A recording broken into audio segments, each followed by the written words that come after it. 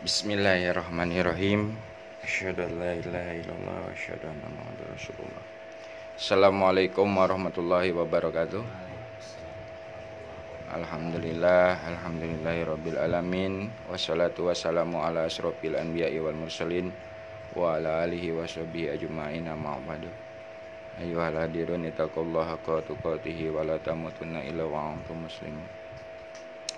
Pertama-tama saya ucapkan puji syukur kepada hadirat Allah Subhanahu wa taala yang telah memberikan keistiqomahan kepada kita masih tetap menjalankan silaturahmi di sini untuk menjalankan DN berjamaah dan membahas diskusi tentang sadar Allah. Dan kita doakan juga bagi sahabat-sahabat kita, teman-teman kita, saudara-saudara kita yang lagi keadaan sakit, dan kita juga doakan negeri kita ini yang sedang diteror dengan rasa ketakutan oleh virus corona ini, yang akhirnya efeknya itu ya krisis segalanya, sampai krisis keimanan kita ini terjadi saat ini. Dan ini ternyata sudah ada keterangannya di dalam Al-Quran bahwa iman kita itu akan diuji dengan rasa takut, rasa kelaparan, rasa kehausan, rasa kekurangan buah-buahan segala macamnya. Dan ini bukti nyata bahwa ayat-ayat Al-Quran itu nyata, ya istilahnya firman-firman Allah itu enggak ada yang dusta, nyata semuanya. Dan ini kita sedang alami. Nah, kemarin itu ada yang bertanya bagaimana cara menghadapi keadaan saat ini. Ya, hadapi saja dengan jiwa ini sadar Allah. Sadari semua ini atas kehendak Allah. Memang yang harus kita terima keadaannya seperti ini, dan harus kita lewati dengan penuh keyakinan, kesadaran bahwa ya kalau memang belum waktunya ya enggak ngono loh. Jadi jangan terlalu berlebihan. Ya waspada tetap boleh, ya mengikuti sunnahnya Rasulullah, menjaga kebersihan dan segalanya. Tidak lupa pula kita panjatkan salawat serta salam kepada Habibana wa Nabiyana Muhammad SAW. Mudah-mudahan kita ini telah masuk salah satu umatnya yang selalu menjalankan ajarannya sampai yaumil akhir nanti. Nah, pada kesempatan hari Minggu ini, alhamdulillah ini ada hadir Pak Nasdi ya, Nardi. Ada Ustadz Dika. Nah, ini ada Pak siapa Pak? Pak Khudori. Alhamdulillah. Ini kita masih bisa bertatap muka, bersilaturahmi di sini di Jalan Jengki. Oh, Jalan Jengki. Kalau dibilang padepokan ya bukan padepokan ini. Ya, tempat halakoh lah. Kita sama-sama di sini belajar bagaimana memahami, bertauhid yang murni lurus ke Allah. Jadi pada kesempatan hari ini kita akan membahas materinya memahami makna bersama Allah dalam kehidupan. Nah, ini kita harus benar-benar pahami yang namanya bersama Allah itu ya seperti apa. Karena kebersamaan kita dengan Allah itu ya bukan bersamanya kayak gini, nggak bisa dibayangkan. Jadi kalau kita sudah yakin atau sadar ya kebersamaan dengan Allah itu nggak bisa dipikirkan, nggak bisa dibayangkan, karena Allah itu laisa kamitslihi syai'un. Tapi kita bisa menyadarinya. Dan menyadarinya itu seperti apa, kan itu lagi pertanyaannya. Nah, ini akan dipahamkan oleh Allah secara langsung melalui pembelajaran di dalam kehidupan kita sehari-hari. Jadi syaratnya itu ya ingin memahami kebersamaan bersama Allah itu ya sadar Allah. Jadi kuncinya itu ya harus sadar Allah dulu. Kalau kita belum sadar Allah ya masih bingung. Bingung gimana sih kebersamaan kita. Karena ini kebersamaan, keberadaan Allah itu nyata, tapi ya nggak bisa diungkapkan dengan kata-kata gitu loh Pak. Tapi kita bisa mengalaminya sendiri gitu, menyadarinya sendiri di saat kita memang sudah benar-benar. Ya betul. Gitu loh. Contoh kayak gini. Pada saat ini kita diguncang dengan virus corona, ya kan? Semua orang pada ketakutan. Sampai-sampai semua tempat ibadah ditutup, dirumahkan, semuanya di rumah. Nah ini kalau misalkan kita nggak sadar Allah, nggak menyadari bersama Allah, ini pasti akan kacau kehidupan kita. Tapi di saat kita menyadari selalu bersama Allah apapun keadaannya, ya akan tenang-tenang saja sebetulnya. Sebenarnya ya kita nggak perlu panik, karena kepanikan itu malah yang akhirnya alam bawah sadar kita menciptakan hal-hal yang buruk gitu loh, dan menimbulkan prasangka-prasangka yang buruk.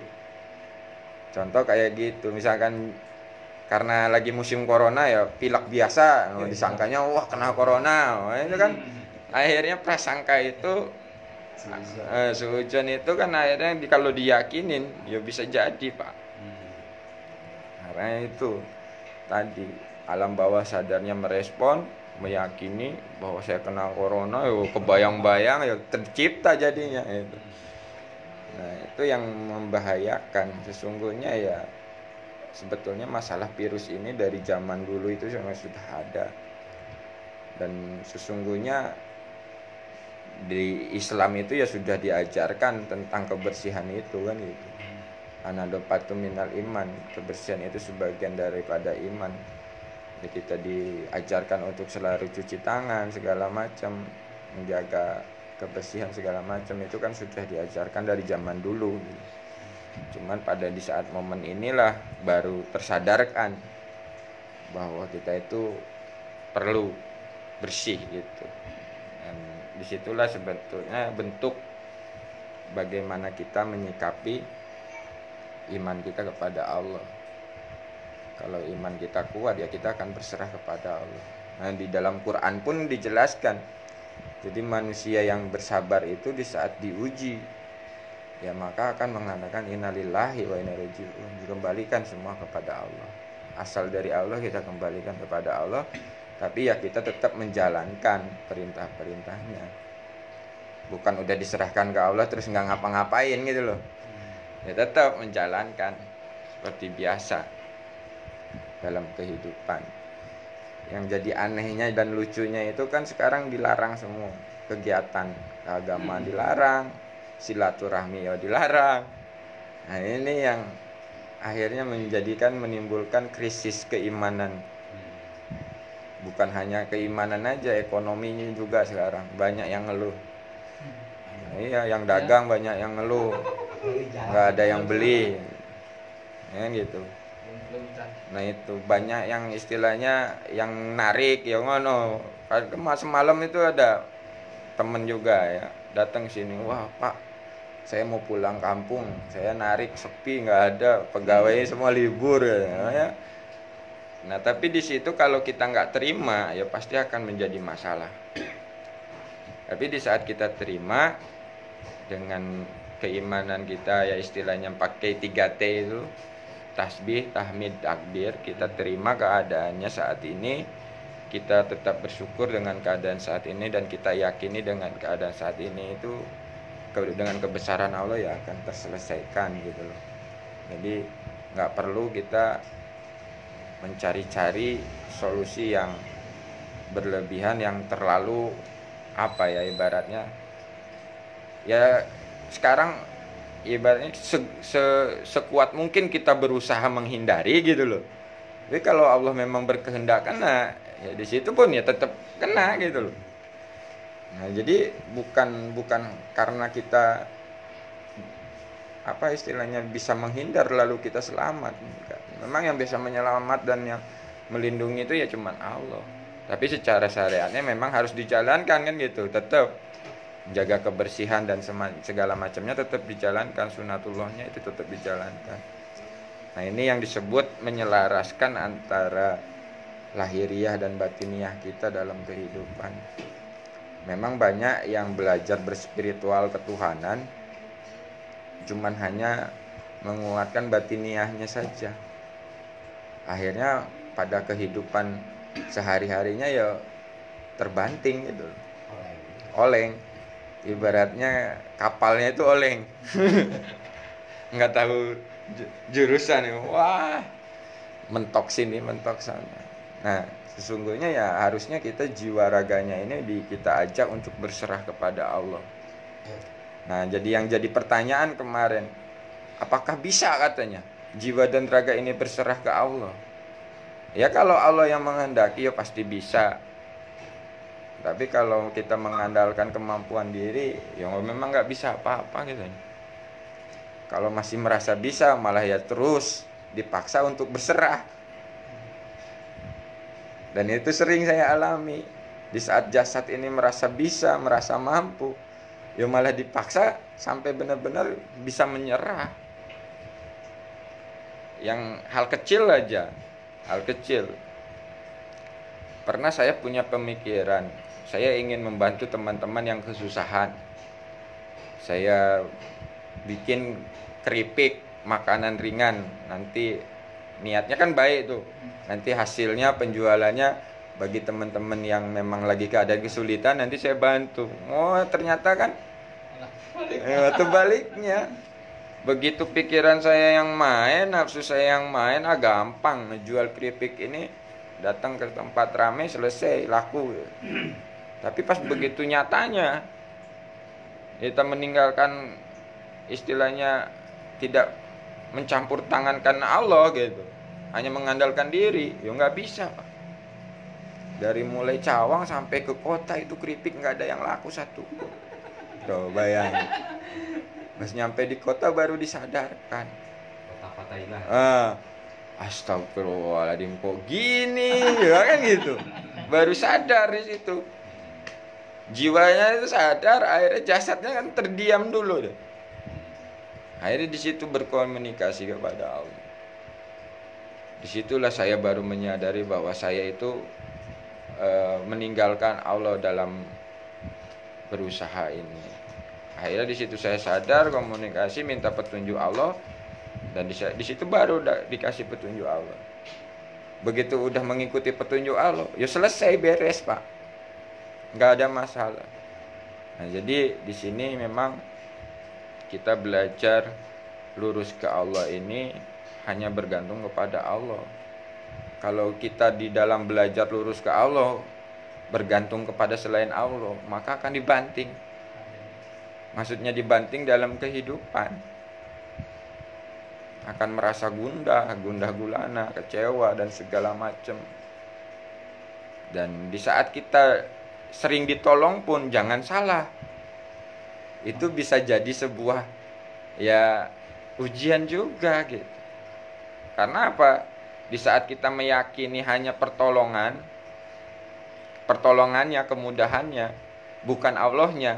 Nah, itu kita sudah terjebak juga, Pak. Berarti kita kalau nggak ditolong nggak yakin juga ke Allah gitu. Ya itu dan saya alami. Di saat kesulitan ditolong terus sama Allah, ditolong lagi. Begitu ada kesulitan lagi nggak ditolong, merasanya kok percuma saya dekat Allah nggak ditolong gitu. Berarti kan di situ pun kita nggak ada kelilahannya, kemurniannya itu kurang. Tapi setelah itu baru dipahamkan. Oh, ternyata saya masih belum murni. Begitu saya murnikan, ya tetap ditolong sebenarnya. Ditolong yang benar-benar nyata. Bahwa Allah itu dekat. Nah, jadi kita akan menyaksikan sendiri keberadaan dan kedekatannya itu loh Pak, dalam laku. Soalnya kalau dijelaskan dengan kata-kata ini yo piye ya. Menjelaskan keberadaan Allah, kedekatan bersama Allah ini. Ya memang harus laku. Nah, di saat laku itu nanti akan dipahamkan. Jadi bagi teman-teman, sahabat-sahabat dimanapun berada yang mengamalkan zikir nafas sadar Allah, disinilah kita memang harus menyadari selalu kebersamaan kita di dalam keadaan apapun, situasi apapun dan dimanapun ya selalu bersama Allah. Sekarang yang jadi pertanyaannya gini loh Pak, kalau dilogikakan, Pak Dika punya teman misalkan saya nih istilahnya orang kaya misalkan, ini contoh. Nah, dikarenakan Pak Dika bersama saya, berarti keadaan apapun akan merasa tenang kan gitu. Tenang aja ada Yusuf. Nah itu kan gitu. Nah ini kalau dilogikakan gitu. Nah apalagi bersama Allah yang ibaratnya yang segalanya, maha segalanya. Nah, jadi intinya itu kan di sini gitu, Pak. Kita harus menyadari selalu bersama Allah itu agar apa ya? Agar itu tadi tidak ada rasa ketakutan lagi, kebimbangan lagi, keraguan lagi. Iya, dan memang cara untuk mengenal Allah ini memang banyak metodenya. Ya mungkin jenengan juga udah diproses oleh Allah itu berguru kemana-mana ya kan. Ada yang menggunakan metode ini, tapi pada ujungnya, pada kerucutannya ya itu tadi. Kita memang harus berserah total kepada Allah. Kalau masih belum berserah total jiwa raganya, oleng. Benar. Kapal oleng komandan. Banyakan muatan. Iya. Kalau udah oleng gitu ya banyak yang akhirnya ngerasau. Nah ini dalam proses berspiritual. Jadi belajar lurus ke Allah itu ya memang harus benar-benar gimana ya, berserah jiwa raganya itu. Kalau nggak berserah ya akan oleng. Dan di saat oleng pun ya sebenarnya itu proses. Karena kalau nggak ngalamin proses oleng ya nggak ngerti lurus juga kan gitu. Ibaratnya lurus ke Allah itu bukan berarti lurus horizontal, lurus begini. Ya lurus itu ya keyakinannya yang lurus. Dalam prosesnya ya memang kadang-kadang ngalamin nggak lurus juga. Masih ngalamin belok-belok. Ibarat kata proses salah benar gitu. Jadi di saat diproses benar ya jangan merasa paling benar. Karena akan mengalami proses salah. Nah di saat salah jangan merasa paling salah karena akan mengalami proses benar juga. Nah gitu. Jadi disinilah nanti pada ujungnya belajar sadar Allah ini adalah mencontohkan akhlakul karimahnya Nabi Muhammad. Jadi nanti kita ini memang harus mengikuti kan gitu Pak. Mengikuti contohnya. Kanjeng Nabi Muhammad itu ya walaupun memang sudah menjadi manusia pilihan, terpilih, ya begitu dikasih kesusahan, dikasih kekhawatiran, kekurangan, ketakutan, ya dia terima gitu loh. Enggak langsung ditolak.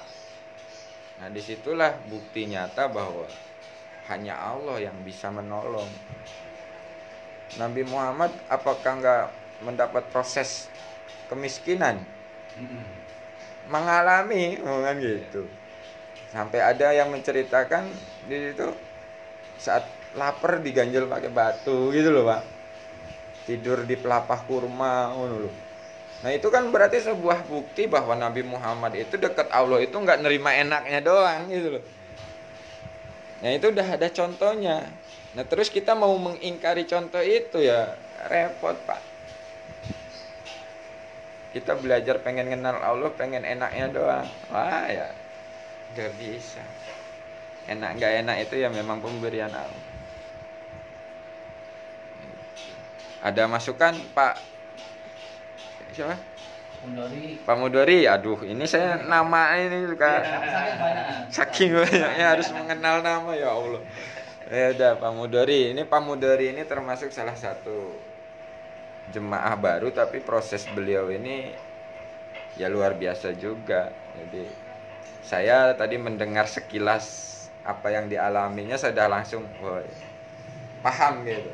Maksudnya memang jenengan itu ya diproses Allah itu enggak saat ini, dari dulu itu udah diproses.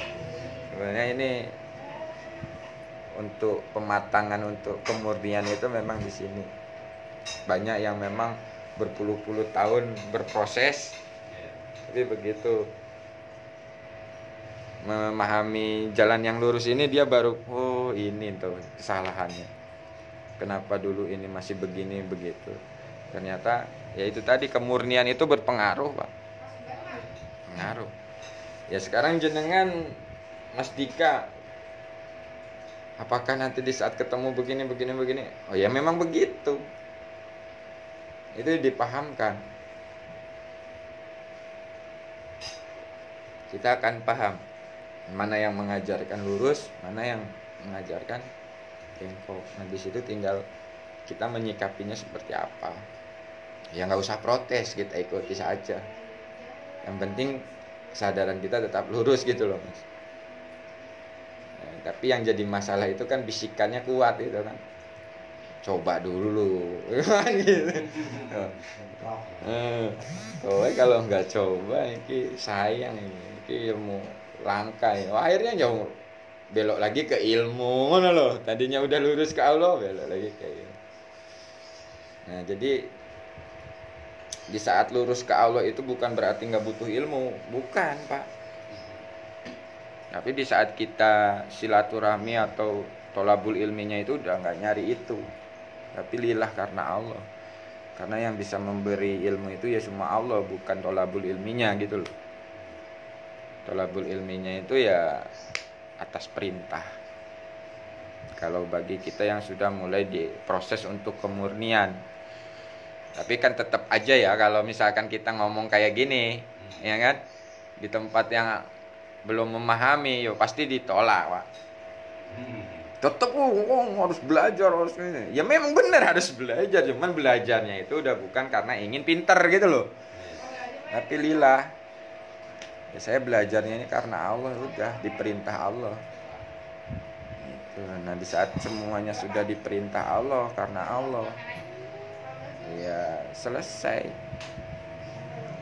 dimampukan Allah, dibisahkan Allah. Disitulah makna la haula wala quwata illa billah. Kalau masih merasa dirinya yang bisa, ya la haulanya udah nggak ada, tercampur lagi. Nah patrap itu kan bukan hanya sekedar istilahnya apa, patrap yang gedebak-gedebu gitu. Jadi patrap ini ya sesungguhnya penerapannya di dalam kehidupan, yaitu berserah total mengikuti kehendak-kehendak Allah. Kayak kita terapkan patrap ini di 3T itu bisa Pak. Jadi kita menerimanya dengan pasrah total, bersyukurnya dengan pasrah total, meyakininya dengan pasrah total. Nah di situ bukan menggunakan kekuatan diri lagi, tapi menguatkan kekuatan Allah. Jadi kita bisa begini, bisa begitu, itu bukan bisanya kita, tapi kita menyadari ini semua kekuatan Allah, kekuatan Allah. Di saat jenengan melakukan murni, kalau sudah murni ya akan merasakan sesuatu yang murni itu nikmatnya lebih luar biasa. Ayo, ada yang mau dipertanyakan atau ada tambahan, silakan. Mumpung masih ada waktu ini kita 11.35. Zuhur itu jam berapa? 12.35 berapa ya? Oke teman-teman yang sudah hadir, terima kasih. Ini saya nggak bisa sebut satu persatu namanya.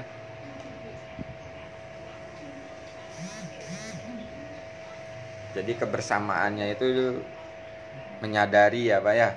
Jadi kebersamaan bersama Allah itu bukan bentuk wujud yang kita bisa lihat kan. Jadi di saat kita bersama Allah itu yang menyadari. Menyadari ini ya pakai kesadaran. Dan kalau udah menyadari itu yang nggak bisa dipikirkan. Karena itu di atas luar akal pikir. Ya Pak Nardi? Lewat? Bisa lewat-lewat. Cerita-cerita aja itu mah. Ya alhamdulillah sih ada sedikit ini juga pengalaman juga. Sekarang juga lagi ini bukan masalah yang karena masih bilang masalah itu juga ada ya kan masalah itu juga. Ya alhamdulillah saya bilang sama Allah ya Allah lagi bingung juga kan udah kalau saya kan kalau bingung karena ke manusia kamu langsung ada ke Allah aja ya kita kan kita udah jelasin ke Allah. Ya sebenarnya setelah saya berdoa ada saudara nelpon sering ke rumah bla udah nih kayaknya ada masalah ya taruh aja ke saudara mungkin melalui Allah gitu nih saya kasih duit nih 2 juta buat dia ini alhamdulillah emang itu keinginan saya cuman cerita sama Allah cuma saya nggak pernah namanya cerita sama saudara. Nah ini kan penyaksian Pak. Iya ini dia kan Penyaksian. jadi di saat saya lagi begini ya sih minta sama Allah gitu. Jadi orang-orang lagi pada ngeluh begini emang banyak yang ngeluh ke saya Sering-sering itu kan. sama Allah udah saya bilang ya kan Iya. ya makan saya Pak Ustaz nanti ke Allah jangan tadi kan dibilang kan jangan mentang Allah ngasih terus nah kita bagusnya yang begitu ya, tapi saya enggak saya pakai ke Allah aja dah kalau Allah ngasih berapa itu urusan Allah tapi Allah udah ngasih emang keinginan saya dulu emang saya dulu setelah saya enggak amalin yang ini emang lebih sulit jadi kalau salah nyari duit juga susah gitu jadi mau duit kita aja sehari itu susah tapi ini karena kehendak Allah hanya sekejap mata gitu ya Allah bilang aja. Nah ini yang disebut penyaksian Pak. Penyaksian bahwa Allah itu dekat. Ya. Jadi di saat kita berserah ke Allah itu ya jangan nanya lagi gimana caranya Allah. Biar Allah yang memproses dengan cara-cara Allah. Ya, dengan cara-cara Allah bagaimana Allah memberi. Nah di situ kan kita udah mentok ibaratnya kan. Keadaan lagi memang begini, sepi segala macam, tetek bengek. Ya kalau bukan ke Allah ke siapa lagi? Nah begitu memang ke Allah, mintanya ke Allah, berserahnya ke Allah, Allah buktikan kebesarannya. Tiba-tiba saudara nelpon, yang menggerakkan hati saudara nelpon itu siapa? Nah itu. Nah itu. Nah disitulah akhirnya keimanan kita kan bertambah. Bahwa bagi Allah itu nggak ada yang nggak mungkin, bagi Allah itu nggak ada yang sulit. Nah jadi kadang-kadang salah pahamnya gini loh, kita menceritakan berserah ke Allah terus nggak usaha, kan gitu. Tapi kan kalau yang nggak paham, wah gila loh, ya tetap harus usaha. Mana ada Allah ngasih duit turun dari langit. Nah itu berarti kan dia masih mikir bagaimana cara Allah ngasih. Kalau kita udah berserah yakin sama Allah ya udah nggak usah mikir dan ya udah nggak usah usaha ya nanti ada perintah dan ada petunjuk tapi ini dijawab langsung dengan cara ya digerakkan hatinya saudara itu nelpon ngapa lu lagi bingung kayaknya lagi datangnya ke rumah nah itu yang menggerakkan dia ngomong begitu tuh siapa gitu loh. Nah itu kan ada perintah tuh datang ke rumah, nah itulah ikhtiarnya sebenarnya itu termasuk ikhtiar. Tapi ikhtiarnya yang udah diberi petunjuk dari Allah gitu loh. Jadi dikasih petunjuk nih sama Allah melalui saudaranya. Ente datang ke rumah. Nah itu datang ke rumah dia itu sebuah ikhtiar sebenarnya. Jadi pasrah ke Allah itu bukan berarti tanpa ikhtiar ya. Memang ada ikhtiarnya tapi sesuai dengan kehendak Allah. Petunjuk Allah. Jadi bukan ikhtiar sendiri. sampai dia juga aneh kok saya tiba-tiba selalu dapat ke kamu gitu kan. Suruh saya datang gitu. Oh, Nah, iya. alhamdulillah deh. Gitu aja.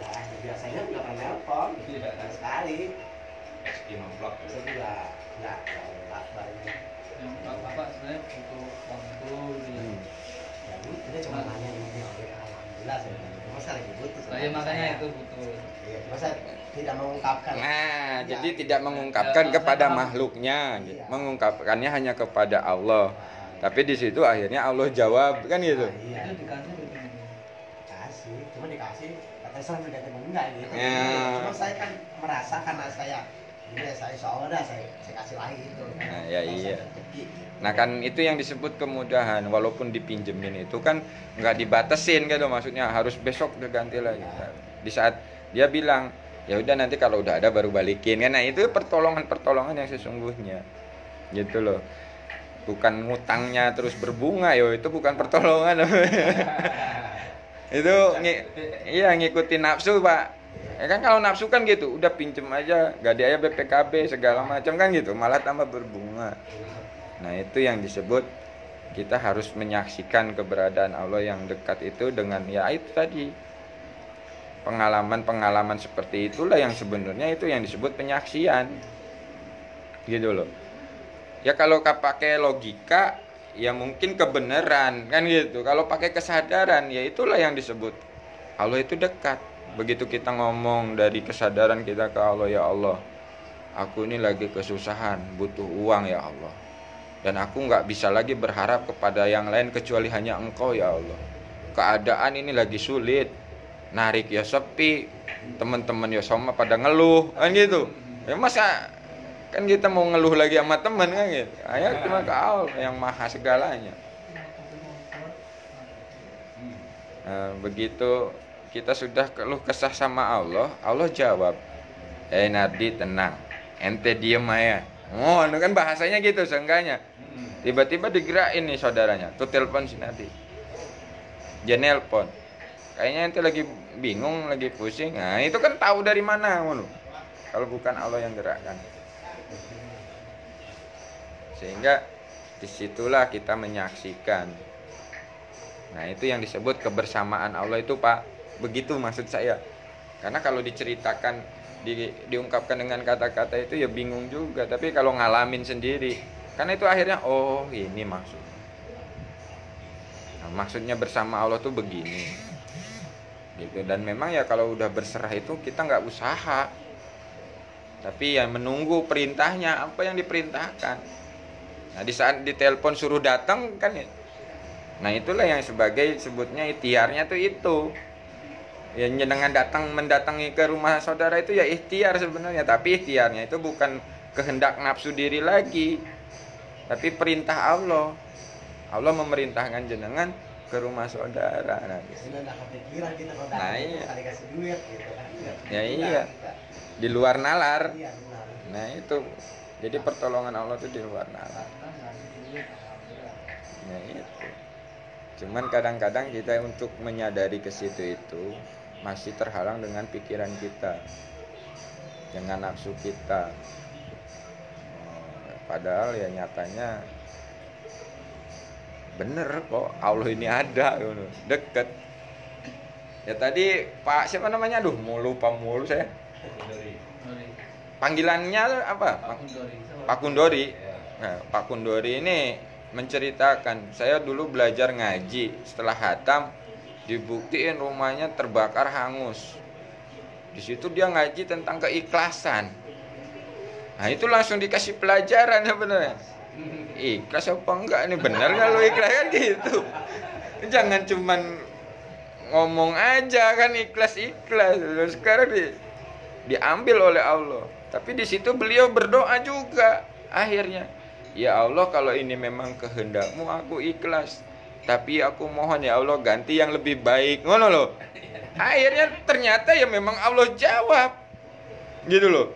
Sekarang rumahnya tingkat, 2 tingkat. Dulu enggak tingkat kan gitu. Berarti kan diganti dengan yang lebih baik. Terus beliau pun bicara tadi ngomong, loh tadi itu saya sebenarnya pas lagi bangunnya tuh bingung, nggak ada duit, belum selesai ya, duit udah nggak ada. duit habis. Tapi yo ternyata jadi. Nah, itu kan cara-cara kehendak Allah.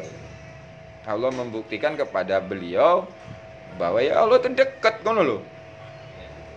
Dan di saat memang karena Allah dibuktikan, semuanya dibuktikan. Makanya kalau sudah memang kita lurusnya benar-benar lurus, yang kita pegang itu Allah, ya masalah dunia itu ya nggak ada apa-apanya, dalam genggaman istilahnya. Dan itu janji Allah. Itu yang saya yakini, Pak. Memang dalam godaannya untuk lurus ini banyak bisikan-bisikan yang mengatakan lu kan harus kaya, harus punya duit. Kalau nggak punya duit lu percuma, lu deket Allah gini-gini. Itu bisikan-bisikan kayak gitu tuh selalu ada. Karena apa? Pikiran dan logika itu selalu ya berpikirnya senang itu karena banyak duit gitu loh. Padahal nyatanya nggak gitu juga. Banyak juga yang banyak duit itu nggak senang gitu loh. Hidupnya itu malah susah. Banyak juga yang susah nggak punya duit tapi hidupnya senang gitu loh. Nah jadi kan di situ nggak ada kaitannya sebenarnya masalah duit itu. Karena yang membuat senang dan susah itu ya Allah. Nah itu kita harus terima. Karena ya sesuai dengan yang dialami Rasulullah. Kan kita patokannya ke situ, Pak. Sesuai dengan yang diajarkan Rasulullah. Kalau melenceng, wah ini bahaya. Ya kan? Dulu Korun itu orang miskin, minta didoakan agar kaya, ya kan? Begitu udah kaya dia lupa sama yang ngasih kekayaan, akhirnya ditenggelamkan. Dan tenggelamnya itu bukan di lautan, di daratan. Nah bagi Allah nggak ada yang nggak mungkin. Jadi tenggelam itu bukan hanya di lautan, di daratan aja bisa tenggelam. Nah, ini. Ya iya makanya jadi harta karun. Harta karun ya harta korun yang terpendam. Karun. Nah itu minumannya semakin gelas, gelasnya emas ya kan, segala sesuatunya semuanya. piringnya emas. Kayak malah enak. Gelasnya emas. Gelas dari emas kayak. Gelasnya emas. Ada pahit-pahitnya, Pak. Nah, sesungguhnya kan di sini pelajarannya gini, Pak. Walaupun secara syariatnya kita mengalami tidak enak, kesusahan, tapi secara batiniahnya itu kita tetap bahagia gitu loh. Karena apa ya, selalu bersama Allah tadi. Kalau kita susah tapi kita sadar bersama Allah ya nggak masalah, ngono loh. Nggak masalah. Yang jadi masalah itu kan susahnya nggak bersama Allah. Ini gelisah. Nah itu gelisah, Pak. Walaupun banyak utang Ya, ya iya, terima, Pak. Ya karena gini loh, semakin kita hanya pakai pikir, itu semakin jelimet. Nggak karuan, Pak. Tapi kalau kita sadari, ya Allah yang memberi aku ini bisa berhutang ya Engkau. Yang bisa membalas hutang pun ya Engkau juga. Yang bisa membayar hutang ini ya Engkau juga, ya Allah. Aku serahkan kepadamu. Nah setelah diserahkan itu ya memang syariatnya tetap dijalani. Ya waktunya dagang ya dagang, ngono loh. Ono rezeki sedikit ya sisihkan untuk bayar hutang, ngono loh. Tapi nanti akan ada solusi yang di luar nalar gitu loh, Pak. Saya pernah dikeluhin orang gitu, utangnya baru puluhan pada, dia udah puyeng, Mas, Bu, ini sih tunjukin orang yang bisa ngasih nomor togel kan. Pikiran kamu pendek amat sih gitu. Jangan putus asa, yang penting kamu itu jalanin kerja apa adanya, niatin untuk bisa nyaur ya. Nah, ngono. Kayak gitu ya. Niatin. Orang kamu hidup anak cuma satu, tapi kok gitu udah gituin. Nah, memang kalau dalam gelap ya, gelap gulita ya begitu. Keadaan memang lagi gelap, Pak. Nggak sadar ya begitu. Kalau kamu niatin nyaur, disisihin berapa ya, ntar insya Allah ya lunas gitu. Jangan pendek akal gitu. Iya. Pengennya lari ke togel. Iya. Malah habis yang ada. Apalagi dikasih penasaran, angkanya terbalik terus kurang satu. Wah, ya terus, Pak. Penasaran, jangan-jangan besok ini, wah harus gedean lagi nih. Apalagi kalau kena terbalik angkanya misalkan. Digodanya kan di situ. Wah ini kena nih, tahu terbalik, tambahin lagi, begitu tambahin kalah. Nah itu, memang cara-cara setan menggoda kita itu kan, Seperti itu. nah seperti itu Pak, dengan bisikan-bisikan kenikmatan dunia. Makanya kita harus samakan ini antara jasmani dan rohaninya, jasadnya dan jiwanya, ini kita harus samakan frekuensinya itu. Maksudnya apa namanya, Sinkron. disinkronkan gitu loh. Kalau nggak sinkron ya pasti oleng, pasti oleng. Karena kalau keinginan jasad itu kan inginnya yang enak-enak terus, nafsu itu ingin yang enak, yang nyaman, yang Selalu kurang ya. yang dan selalu kurang. Itu terus memang ya. Iya, kalau nggak disinkronkan kan itu akan berbenturan dalam kehidupan, Mas. Benar. Jiwanya tenang, tapi jasadnya ini wah geladugan. Itu kalau nggak disinkronkan. Makanya ini udah waktunya kita menyingkronkan antara jasad dan jiwa ini untuk lurus ke Allah, untuk sadar Allah. Memang walaupun dalam prosesnya ya mengalami nanti, yo kita akan paham lurus itu yang ngalamin bengkok dulu kan gitu. Ya saya diproses oleh Allah itu dari zaman mulai SMP, SMA sampai lulus, sampai saya berkali-kali mengalami kehidupan yang ya begitu-gitu istilahnya, yang nggak enak. Ya itu ternyata kan proses. Nah itu yang harus saya jalani, harus saya terima. Kadang-kadang orang ngelihatnya sekarangnya aja, Pak. Enak Ayusuf, ya kan? Ya nggak kerja juga nggak apa-apa, dia banyak yang ngontrak mobil gini di garasinya, ya tinggal duduk aja. Ya kan itu hanya pikiran mereka saja. Nggak tahu prosesnya. Ya tahu prosesnya, ngalaminnya itu ya kayak gimana gitu. Ya itu yang disebut ilmu sawang sinawang loh. Yang nggak punya duit dia mikir yang banyak duit tuh enak kan gitu. Yang punya duit ya ngelihat yang nggak punya itu enak, dia enak hidupnya begitu aja, udah nikmat aja kan gitu. Yang sering dicontohkan lah, ada yang naik Mercy sama yang tidur di atas beca. Kata yang naik Mercy, enak banget tuh tukang beca, tidur di beca ya pules gitu. Saya Iya, saya ini mau tidur tuh susah amat, banyak pikiran ini itu.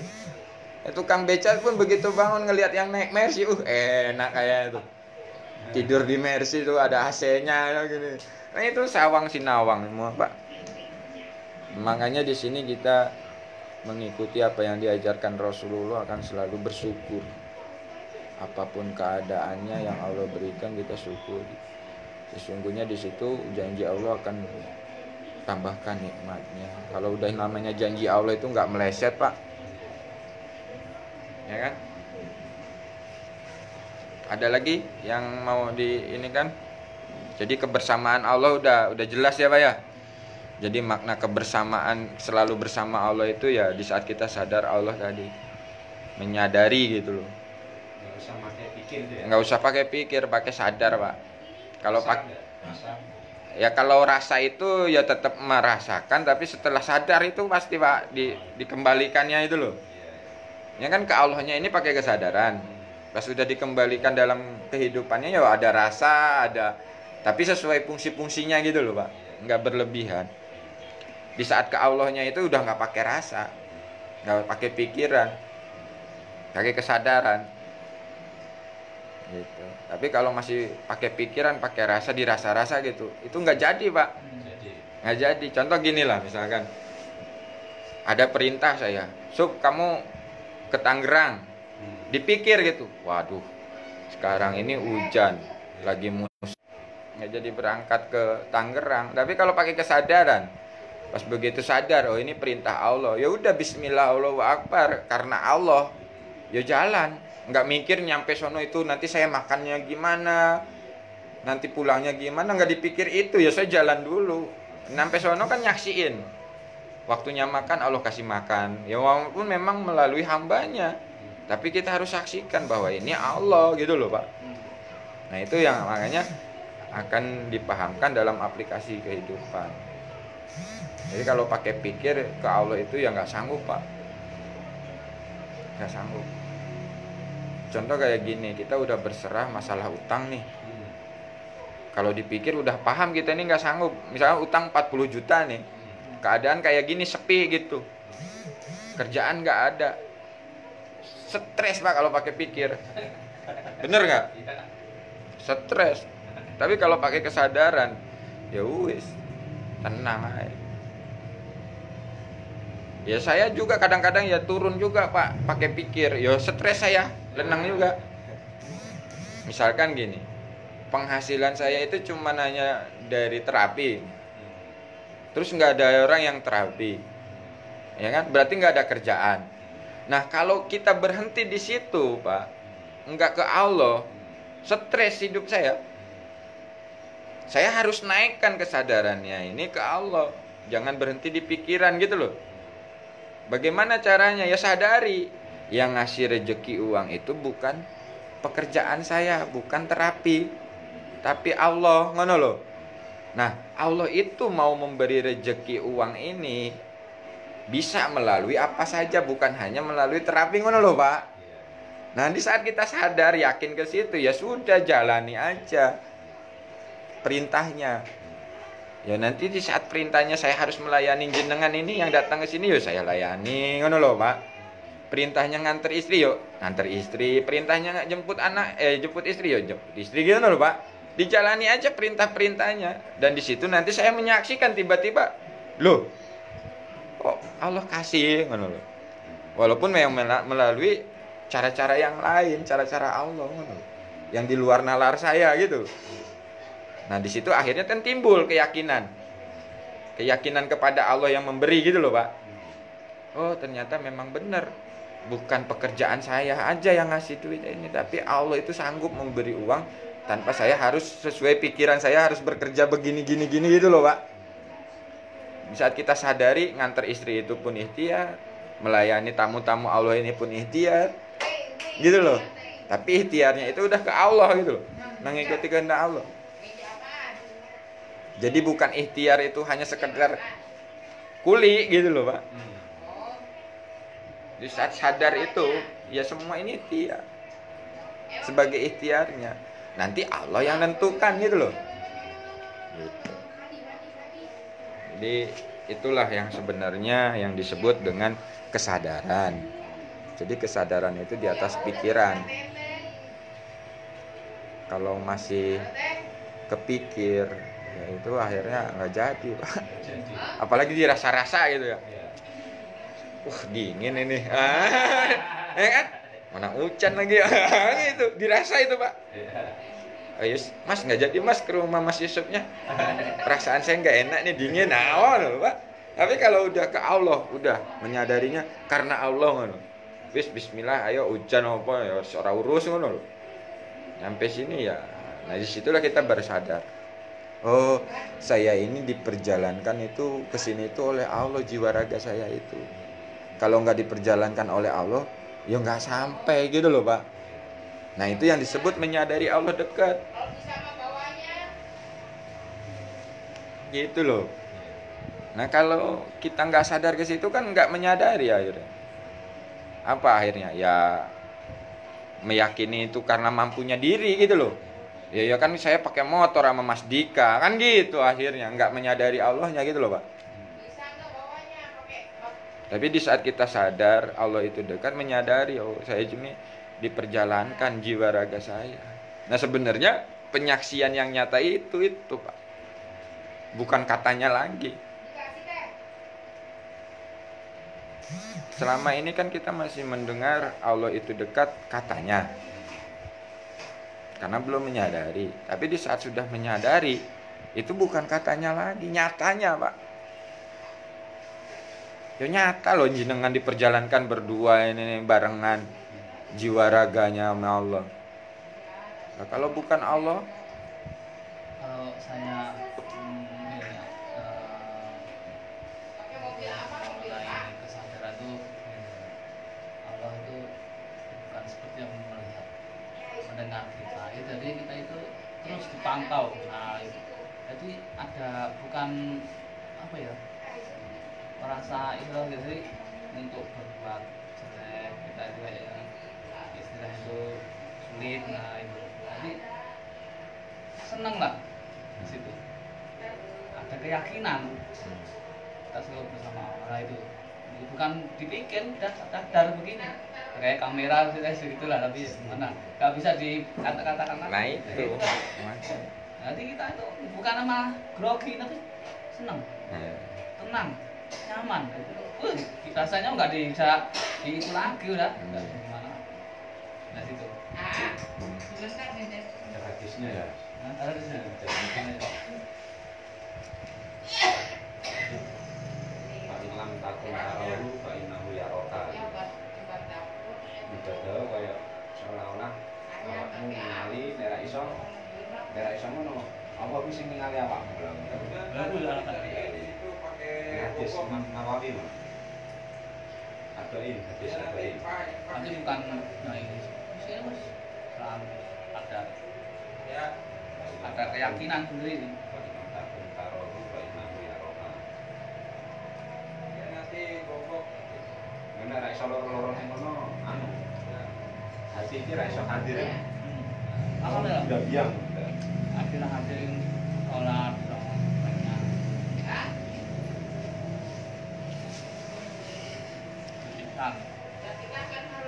Nah itulah yang disebutnya berihsan ya. Iya. Berihsan, iman, Islam, ihsan. Dan yang memang yang jarang dibuka ini tentang ihsan. Nah makna dari ihsan itu kan kalau secara bahasanya itu seakan-akan melihat Allah kan gitu ya. Kalau nggak bisa seakan-akan Nah itu. nah itu dilihat oleh Allah. Nah, itu. Nah, di sini yang memang benar-benar harus kita sadari, Pak. Jadi kalau saran udah aktif, kalau menurut bagaimana melaku ya tadi itu ibadah zikir, sholat, diam itu nikmat. Jadi nggak apa ya, nggak ada beban lah kayaknya ya. Begitulah. Sholat itu kalau nikmat beribadah nggak dikata-katakan kan? Ya, iya. Kalau makanan ini bisa loh. Nah sekarang gini Pak, kalau kita sudah sadar Allah, ya ibadah kita itu kan udah bukan karena pahala, bukan karena surga dan neraka, tapi ya lillah, mengabdi gitu loh, mengabdi kepada Allah. Yang namanya mengabdi itu ya taat kan loh Pak. Yes, taat itu karena Allah, lillah murni itu ya wis ora urus masuk surga atau masuk neraka atau pahalanya 27 kali lipat, wis ora mikir ngono loh.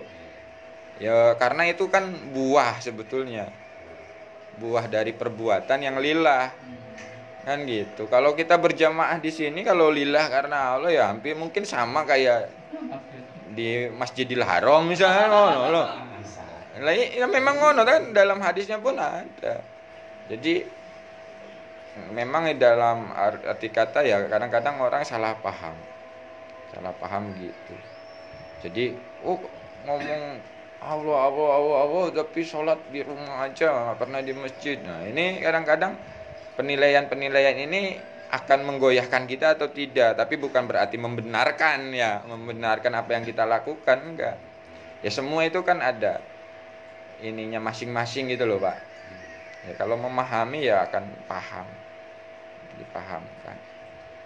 Ya kalau sekarang ibadah di masjid berjamaah, tapi bukan karena Allah,